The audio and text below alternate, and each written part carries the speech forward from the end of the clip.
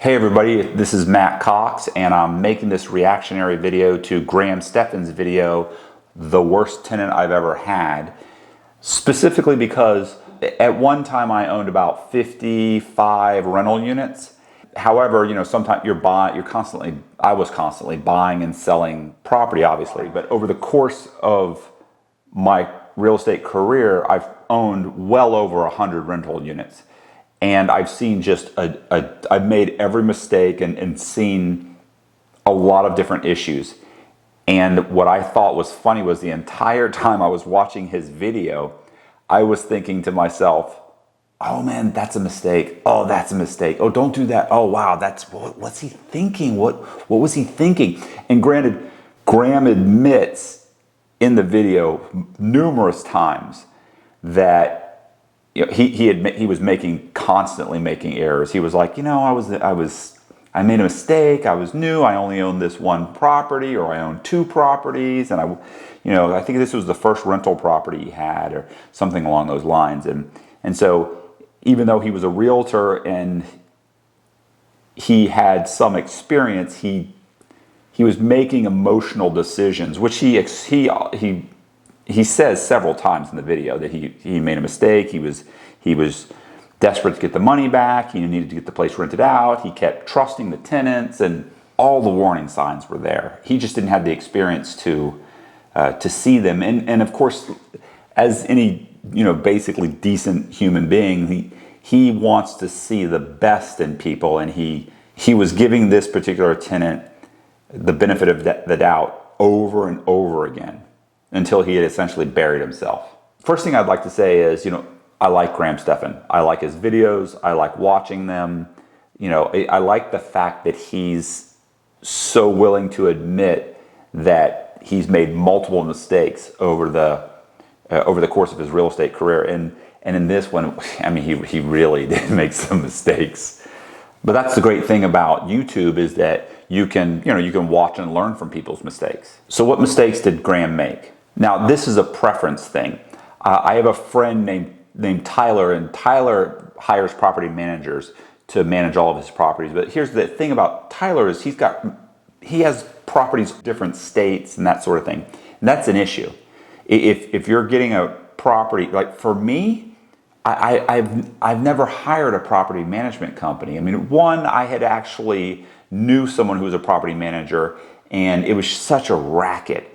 And two, I didn't need to hire one because I could manage the properties myself. Like Graham, when I first started off, I didn't have a ton of money, so I was desperate to try and do everything myself. And then I got married, and my wife handled all of the property management responsibilities.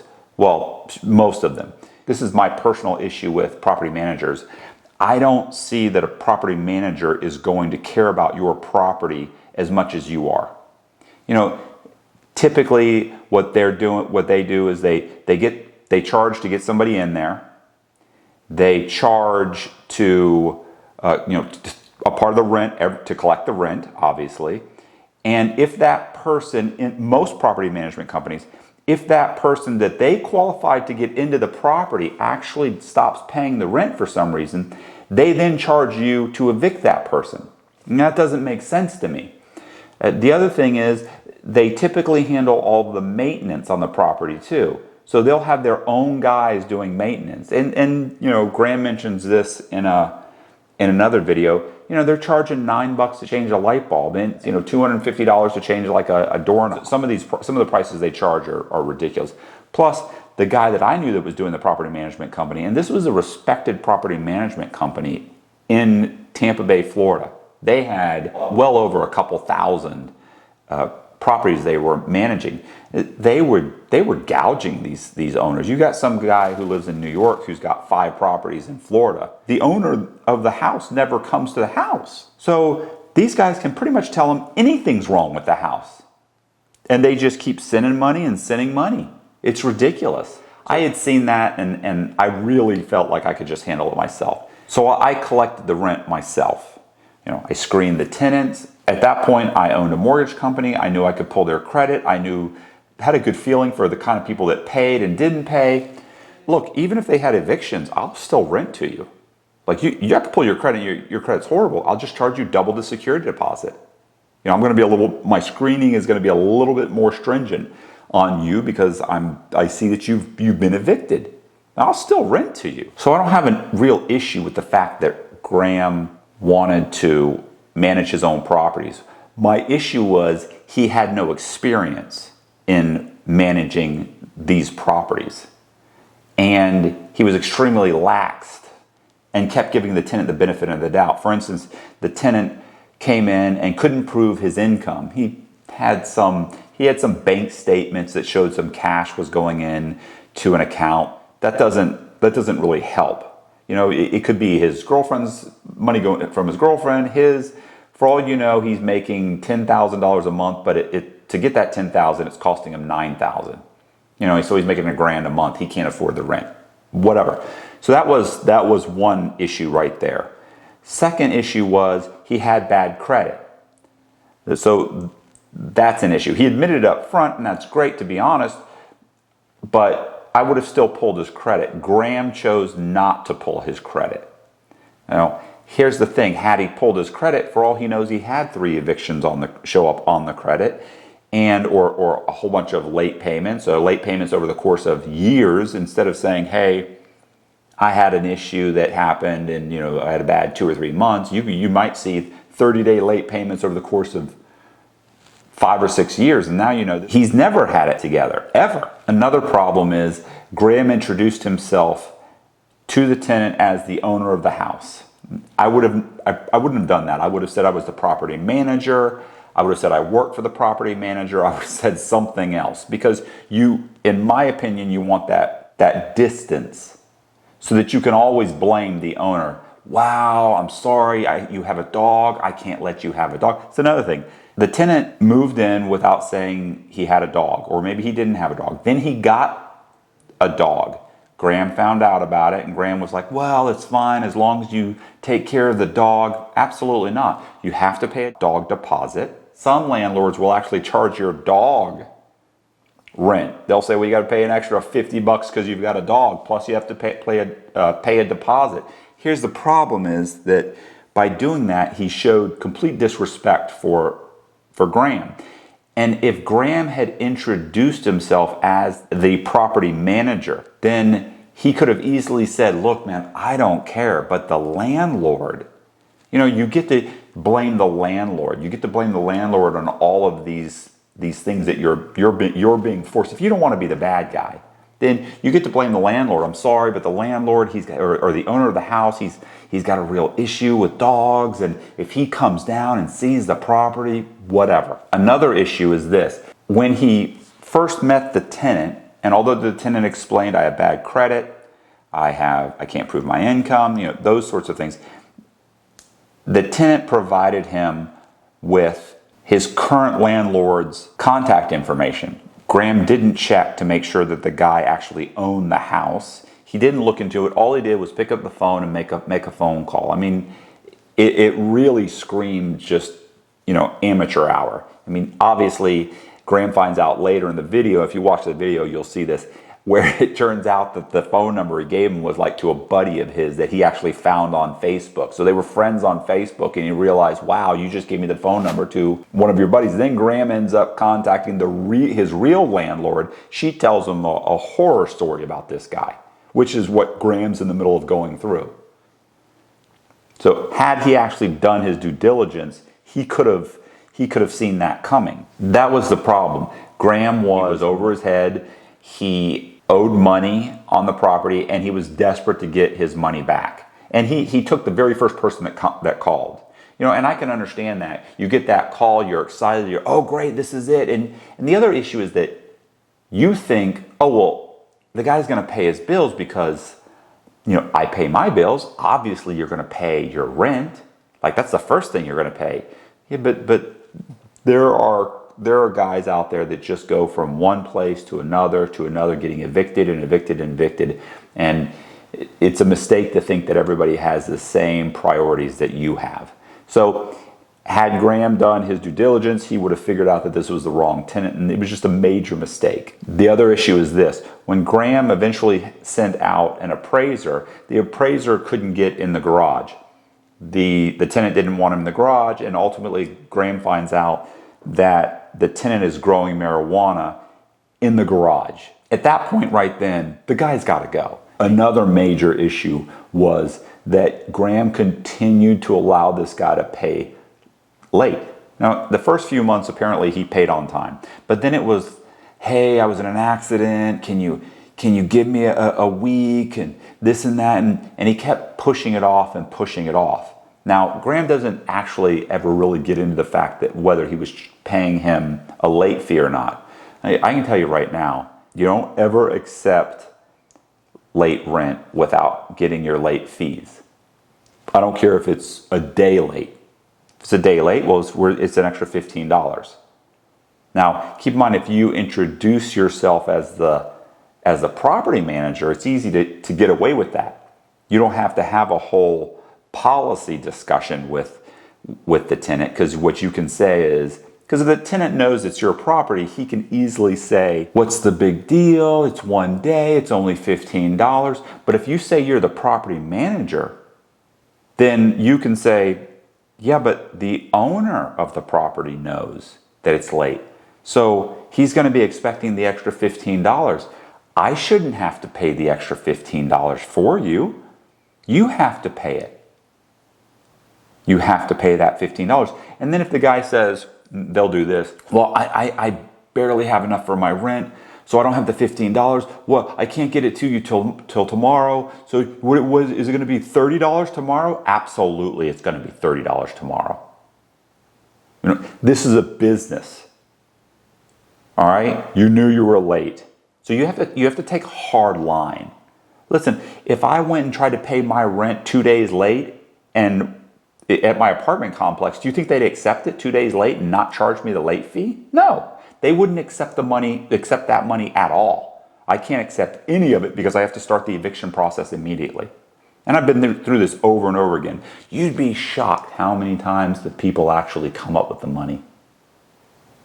I've had people go into their house and come back with cash after telling me they had no money. Oh, I have no money. And they go, oh, well, shoot, hold on. They walk inside, come back, bam, they've got the money. Or they open up their wallet right there and pull out the $15 extra or $30 or $45, whatever it is.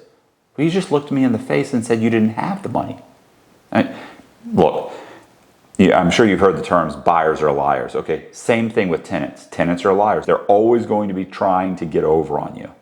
So you have to draw a hard line in the sand, and sometimes you have to start the eviction process. Look, people will try and get away with what they can. And the moment they actually see you're evicting them, most of them will come up with the money. If you've done your due diligence, you actually can see this coming. I'm not saying don't rent to them. I've rented to people that I knew weren't going to pay. I just got double the security deposit or 3 times the security deposit. Why? Because I don't think you're going to pay. Sure enough, 4 months later, 5 months later, they didn't pay. I evicted them. I kept the deposit. Here's another thing, and Graham didn't really go over this, but I want to mention it. One of the things that was interesting was in another video he talks about property managers and how quickly they repair things. And this is an issue too. The tenant knows that you own the property. They're very likely to call you at 11 o'clock on a Friday night. Now, here's the thing. And they'll say, hey, the toilet's stopped up. And this happened to me and my ex-wife over and over again, where she would get a phone call from a tenant saying that the toilet stopped up and someone needs to come out here immediately, and it's me and my 2 kids, and you've got to fix this now. And here's the problem. If the toilet's stopped up, most of the time it's because you stopped it up. My ex-wife would flip out and say, oh, she said the water's running, and they'll create this panic situation. And the truth is, if on Friday night at 11 o'clock my toilet was overflowing and I called my property management company, I'd go to voicemail. Even if I got called the emergency number, emergency maintenance phone number, and called, you know what? I'd be left with voicemail. On Monday, I'd get a call. Okay, now you said what was happening? Because the truth is, they know that you're probably not going to let that toilet run for 3 days or 2 days. You're going to figure out how to shut off the water. And I understand that the toilet doesn't work, but guess what? You can go to one of the neighbors, you can go to your friend's house, you can go to your family member's house. The truth is, I don't think I've ever had a time when we didn't send out a plumber and find out that, guess what? Somebody flushed a toy down in the toilet, or they flushed, listen, all kinds of stuff. And then they act like, I don't know how that got in there. I go, well, I just paid $300 or $250 to have somebody come out and snake the line. And you're saying it wasn't you. It's your toilet. I mean, who flushed the toy down? Who flushed the stuffed animal down the toilet? One of your kids. So you obviously have to take that out of their deposit. I need additional money to replace the deposit. I mean, it's a whole thing, but you can't let the rental units run your life. You can't jump up at 11:30 at night and drive out there and shut it off and get the plunger and do. Listen, these are adults. They have to take care of the place. All right? They have to know that you're not going to jump up and run every time that they create a situation. That's one of the things that Graham didn't mention that I wanted to mention.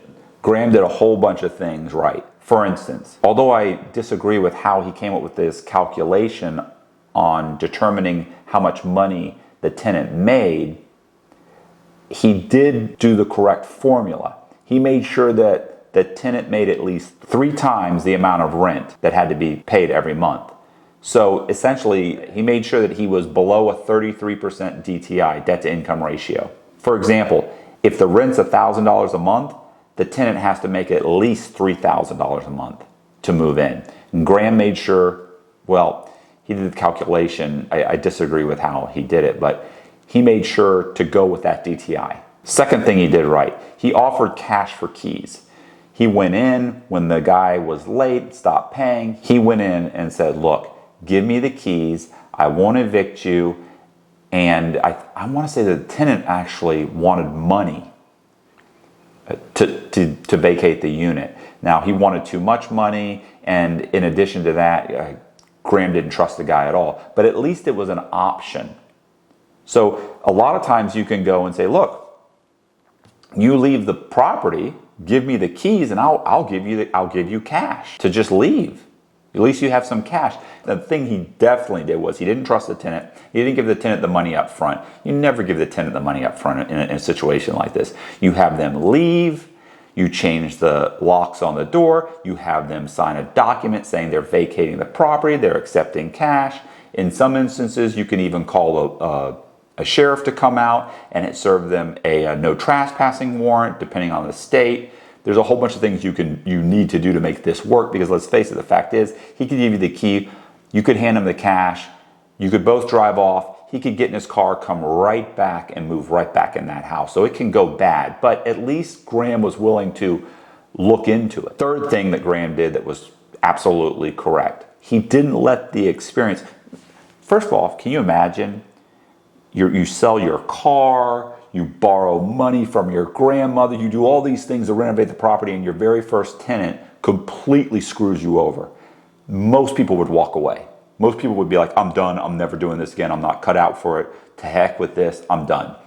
Graham didn't let that stop him, and that was great. That's the great thing, is that one bad experience is not going to, should not determine the course of your interest in the real estate market or the real estate industry. And Graham didn't let that hinder him. He just kept going and going and going. You know, things come up, you deal with them, you keep going. And that was great. Most people like the idea of being a landlord or buying property and renovating it and renting it out or selling it or doing whatever, but most people can't pull the trigger. And then when obstacles come up, it shuts down a lot of people. They get frustrated, they get upset. Well, and the truth is, obstacles are going to come up. They're always going to come up. There's always going to be issues. I love the fact that he didn't It didn't stop him. He just kept right on going. I'm just going to keep going. That was awesome. That's great. I'm glad he put that in there. And I think that that's a big thing. I used to teach there's a real estate course. I would give guys like niche ideas, okay? Like, right now people do it this way, you can do this way. And I had 3 or 4 different types of ideas that were basic concepts, but if you tweaked it a little bit, you could get more money, or you could get very specific tenants, or you could do different things that most people don't do, but that are actually extremely profitable. So I would tell these guys this, and I used to have guys come up to me after the class and go, man, that idea, that's amazing. I could totally see that working. That's huge. That's great. That's so easy. Wow. And then they would say, why do you feel so comfortable telling everybody this? Like, aren't you afraid they're going to go out and do it? Well, look, here's the thing. There's 2 courses of thought. Some people believe that there's only so much pie to go around. And if you're getting a slice of the pie, then you're taking away from my potential pie. The truth is, there's plenty of pie. All right? There's always going to be another idea. There's always going to be another opportunity. There's always going to be another house. All right? They're not running out of them. So it's kind of like, what's the other saying that kills me? Some people climb the ladder of success and they kick the ladder out from underneath them. And some people climb the ladder of success and they invite everybody to follow them. So the other, the thing is I didn't mind telling people these ideas because the truth is, one, I think there's plenty of pie. But secondly, I know that if you tell 10,000 people an amazing idea, the truth is, maybe one will try it. Most people know what to do to make a ton of money. They just don't do it. If you watch Graham Stephan's videos, he basically tells you what to do. You can watch Gary Vee's video. You can watch any of these guys' videos. And it's pretty basic. You invest your money, you do it slowly, you be semi-conservative, and be patient. Most people just can't do it. Most people are just not entrepreneurs, and they can't do it. So that's why I thought it was great that Graham had decided to be an entrepreneur, decided to get into real estate, and didn't let the one problem stop him. That's great. The lessons that I got from Graham's video was this. One, obviously, you have to take responsibility and do your due diligence up front. You can't make an emotional decision and become impatient. You have to be emotionally detached and go through the process of qualifying your tenants. The second thing is this. You have to have a detachment there. Either you can say you own the property and you basically, these tenants are not your friends. All right? So you can be friendly and be firm. You have to draw a line in the sand and you have to stick with it. Or if that's not you, then you say, hey, I'm the property manager. I'm sorry, I wish I could let you have 5 cats, but we're gonna have to charge you this much money per cat, plus a deposit. I'm sorry, I know he's so unreasonable. I've tried to talk to him about this. Look, you can do a whole song and dance, but the fact is you're not getting those cats. The nice thing is you can blame somebody else. If you're not the kind of guy that's okay with being blamed, I personally am the kind of guy that's okay with it. No, that's the way it is. I'm sorry, absolutely not. No. Or pay this much money. That's just the way it is. I don't have a problem with that. But a lot of people do. They want to be a nice guy. If you want to be a nice guy, then fine. Say it's not your fault. It's this other guy. He's a jerk. The third lesson is this. The tenant actually threatened Graham. He never mentions if he filed a police report. If a tenant called me up and said, I'm going to kill you, bro, and I'm calling the cops. I'm filing a police report. First of all, I know that I'm obviously headed towards eviction. I can now use this police report in the eviction. Okay? So the worst thing you want is for a tenant to show up and start fighting the eviction. Okay? So I'll talk about that in another video, where I've had several tenants who have fought the evictions. It's an issue. I've never had a real problem getting the court to agree with me, but I also am big on documentation. So if a tenant threatens you, and Graham doesn't mention whether or not he did this or not, I don't think he did, always contact the police and file a police report. Fourth, if you really want to check out your tenant, I would check their social media. See what kind of a person this guy really is. In Graham's case, the guy showed up with long sleeve shirt, his girlfriend showed up they both looked very presentable, but when he checked their social media months later, he realized, okay, this guy's basically, he's a motorcycle guy, he's got tons of tattoos, he's doing crazy stuff, he's hanging out with people that did not look like people that you wanted living in your house, and he very quickly changed his tune on the type of person that he thought was renting his house. 5, don't get duped by calling when you call. Look, I would call their job, I would call their current landlord, and in Graham's case, he got duped. The guy gave him a bad number. Graham didn't do any real due diligence to determine whether or not that was his real landlord. He also believed, oh, well, the guy doesn't really have a job. He's self-employed. He made some rookie mistakes. Don't let that happen. 6, you always pull their credit. You pull their credit no matter what. All right? It will tell you about a person. So even if there's no evictions on there, but the guy's, you can see 7 years worth of credit history, and he's constantly 30 to 60 days late on his bills, he's going to be late on your rent. He's not going to pay. He's going to be constantly late. It's going to be an issue. And I'm not saying don't rent to him. I'm saying you hit him up for a huge, huge deposit. Maybe he pays it, maybe he doesn't. Maybe he takes off. Listen, I've had multiple people pay a large deposit. And every single time I was glad that I charged them double the deposit or 3 times the deposit. I actually had a guy pay 3 times the deposit one time. And listen, in the end, that really worked out.